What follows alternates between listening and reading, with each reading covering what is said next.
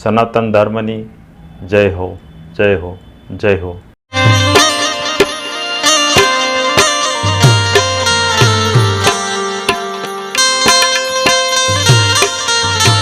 જય ગુરુ મહારાજ, જય ગુરુદેવ, જય સિયારામ, હરિઓમ. હું વૈદ્ય ચંદુભાઈ ચલાળિયા, મારો અનુભવ ચેનલ, ભાવનગર. આજે ક્રોધ વિશે વાત કરવી છે. મન મારી પાસે આવ્યું, મને કીધું એને કે આપણે ક્રોધ વિશે થોડીક ચર્ચા કરવી છે. મેં કીધું બોલો, શું છે? તો મને એવું કીધું, મન છે ને એને મને કીધું કે ક્રોધ કરવાથી સુખ મળે છે, સુખ થાય છે, અને ક્રોધ ન કરવાથી દુઃખ પણ મળે છે. મેં કીધું ભાઈ, મેં તો સાધુ સંતો પાસે, વક્તાઓ પાસે અને શાસ્ત્રોમાં પણ કંઈક લખ્યું તો હશે કે ક્રોધ છે એ દુઃખનું કારણ છે. ક્રોધ દુઃખનું કારણ છે. ક્રોધ કરવાથી દુઃખ થાય, આવું મેં સાંભળ્યું છે. અને તું એમ કહેશો કે ક્રોધ કરવાથી સુખ થાય અને ક્રોધ ન કરો તો દુઃખ થાય. મને કે હું બે ઐતિહાસિક પુરાવા આપું. મને કે આપ. એટલે એને કીધું કે જટાયુ જ્યારે રાવણ માં સીતાનું હરણ કરીને લઈ જતો હતો, ત્યારે જટાયુએ રાવણ ઉપર ક્રોધ કર્યો કે અમે જીવતા હોઈ અને તું અમારી માનું હરણ કરીને લઈને વયો જાશો. એટલે એને એની પાંખોને શ્વાસ દ્વારા એની ઉપર પ્રહાર કરવા માંડ્યો, રાવણ ઉપર. એની પર ક્રોધ કર્યો, એને ઝઘડવાનું શરૂ કર્યું. તો એના પરિણામે જ્યારે એનો જે પ્રાણ છૂટતો હતો, ત્યારે એ પ્રાણ રામના ખોળામાં, રામની ગોદમાં એનો પ્રાણ છૂટ્યો. કેટલું મોટું સુખ કહેવાય. મને કે તો મેં કીધું ક્રોધ નહીં કરવાનું દુઃખ. હાય કે સાંભળો, દ્રૌપદીના વસ્ત્ર હરણ થતા હતા ત્યારે ભીષ્મ પિતાએ વિરોધ કરવો જોઈએ, ક્રોધ કરવો જોઈએ એનો. એને ક્રોધ ન કર્યો એટલે એને છેલ્લા સમયે, મૃત્યુના સમયે એને બાણની છૈયા ઉપર સૂવું પડ્યું અને બાણની છૈયામાં સૂતા સૂતા એને પ્રાણનો ત્યાગ કરવો પડ્યો. આ કેટલું મોટું દુઃખ કહેવાય.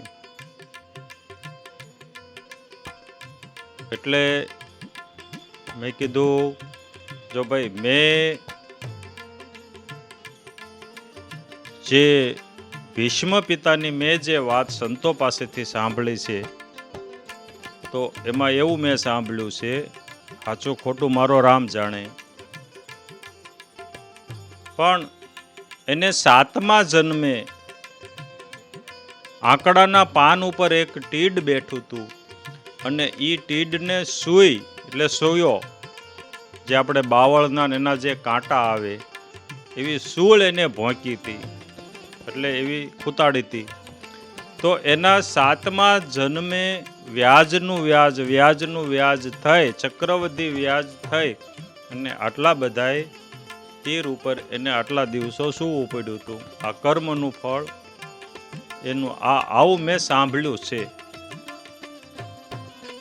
તો આ બે વાત આ તું કરે છો કે દ્રૌપદીના વસ્ત્ર હરણ થતું હતું ત્યારે એને ક્રોધ ન કર્યો. જો એને ક્રોધ કર્યો હોત તો દ્રૌપદીના વસ્ત્ર હરણ ન થાત, એનું કેવું એવું.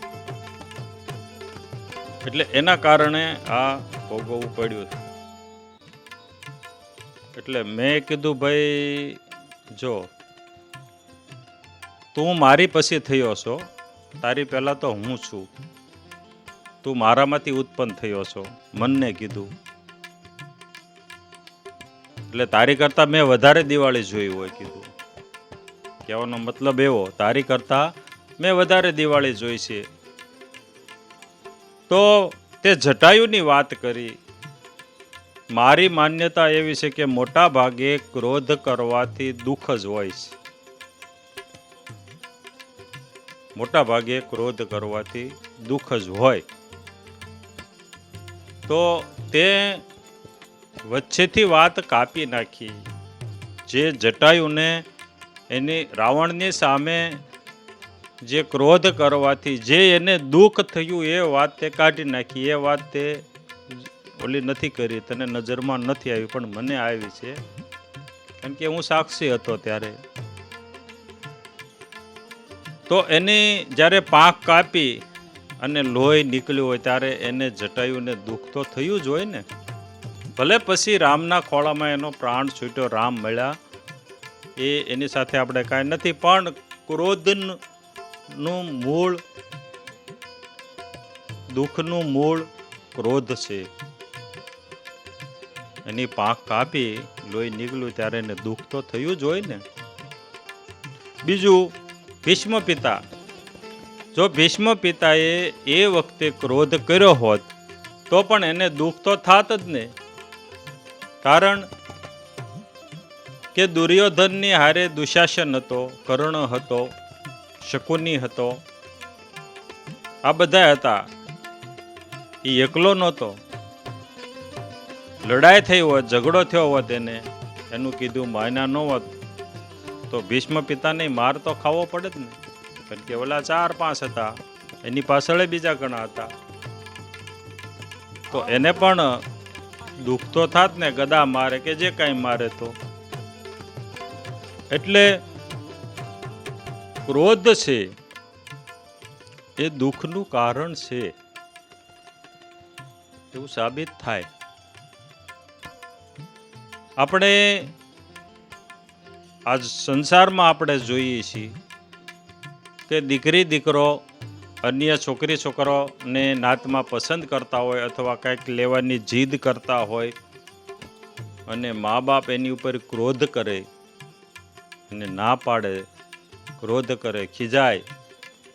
અમસ્તે કોઈ બાબત હોય વ્યવહારિક ઘરના ઝઘડાની અને માવતર ખીજાય ત્યારે પણ છોકરા અવળું પગલું ભરી લેતા હોય છે. ત્યારે મા બાપને પણ દુઃખ થાય છે ક્રોધ કરવાથી. અને સામે બાળક, દીકરી દીકરાએ જે મા બાપ સામે ક્રોધ કરી અને કાં તો અગ્નિ સ્નાન કર્યું હોય, કાં તો દવા પીધી હોય, કંઈક કર્યું હોય, તો એને પણ જ્યારે દુઃખ થાય છે ને. એટલે મન અને મારે આવી ચર્ચા થઈ કે ભાઈ જે ક્રોધ છે મોટા ભાગે દુઃખનું કારણ છે. હા, ઘણી વખત એવું પણ બને કે તમે જ્યાં ક્રોધ કરવા જેવો હોય ત્યાં તમે ક્રોધ ન કરો તો પણ દુઃખનું કારણ બને છે ક્રોધ ન કરવાથી.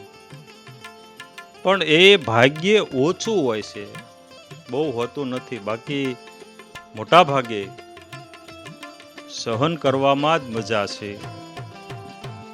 સહન કરવામાં જ મજા છે. આજે વાત કરી એમાંથી જો સાર લેવાય તો સાર લેવો. આ તો સત્ય હકીકત નથી, આ મન અને મારી કલ્પના હતી. જે વાત કરી તમને, તમે જે સાંભળ્યું તે, એને સત્ય ન માની લેવું. પણ જો તમારાથી સાર નીકળે તો એમાંથી સાર લેજો. જય ગુરુ મહારાજ, જય ગુરુદેવ, જય સિયારામ, હરિઓમ.